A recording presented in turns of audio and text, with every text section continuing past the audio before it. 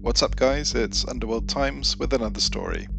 This case dates back to August 2018, but it's so unique it would be a crime not to cover it. Two men have been jailed for a combined total of 29.5 years for conspiring to sell handguns made at an illegal factory in East Sussex, United Kingdom. The factory in Diplocks Way, Hailsham, was uncovered in August 2018 after an operation led by officers from the National Crime Agency.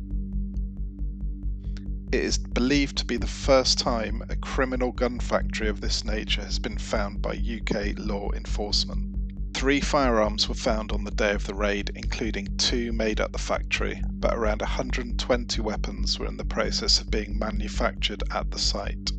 Since then, a further 6 guns made at the Diplocks Way unit have been recovered by law enforcement, with one such weapon known to have been used in 2 attempted murders in London.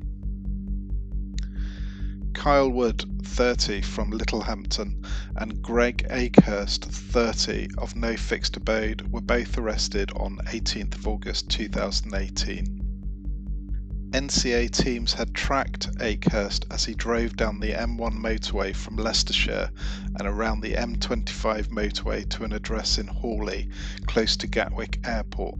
There he picked up Wood, and the 2 men travelled together to an industrial park on Diplocks Way in Hailsham, unaware they were under surveillance.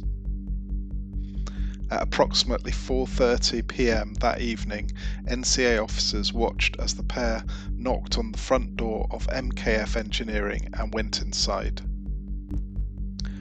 Around an hour later, the officers heard loud bangs consistent with gunshots emanating from inside the unit, and Akehurst and Wood were seen leaving the building, heading back towards their car. As they did so, covert officers from the NCA's Armed Operations Unit moved in. Both men failed to comply with the instructions of the firearms team and tried to run away.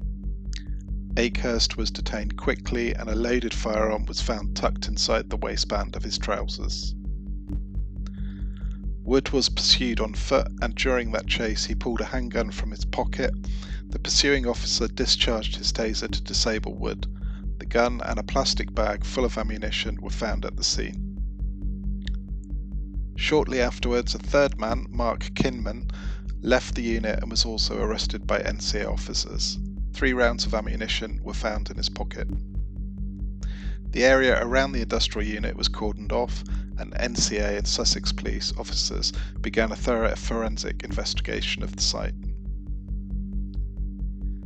During the search that took place over several days, officers found a sophisticated gun factory inside the MKF unit.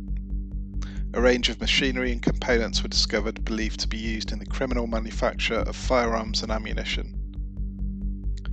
Homemade templates for the manufacture of guns based on the Browning 1922 type pistol were found alongside a dismantled original Browning weapon, a number of handguns in various stages of production, and metal for use in their manufacture. None had serial numbers or manufactured markings, indicating that they had been made by Kinman from scratch. Forensic analysis indicated that there were around 121 weapons in the process of being manufactured at the unit. The 2 handguns recovered from Wood and Akehurst had also been made there.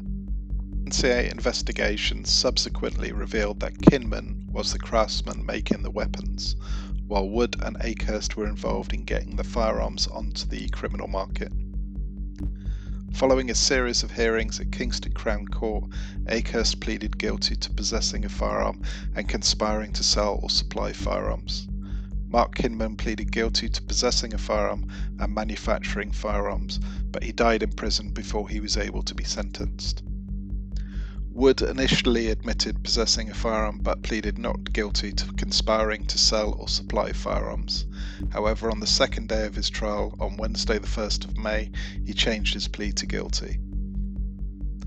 A judge at Kingston Crown Court sentenced Kyle Wood to 11.5 years in prison, while Greg Akehurst got 18 years.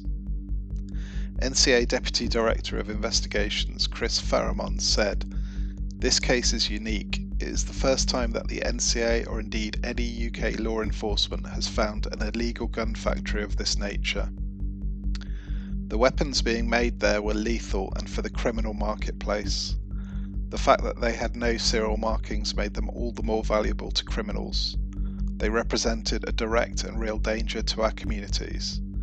A number of the weapons manufactured there we know have been used to commit violent acts on the streets. In dismantling this crime group, we have stopped a significant supply line of criminal firearms and directly protected the public from the devastating impact those weapons would have had. As well as the NCA officers whose professionalism was key to getting this result, I'd also like to thank our partners from Sussex Police and the CPS who played vital roles alongside us. We will continue to work with them to do all we can to tackle serious violence and gun crime.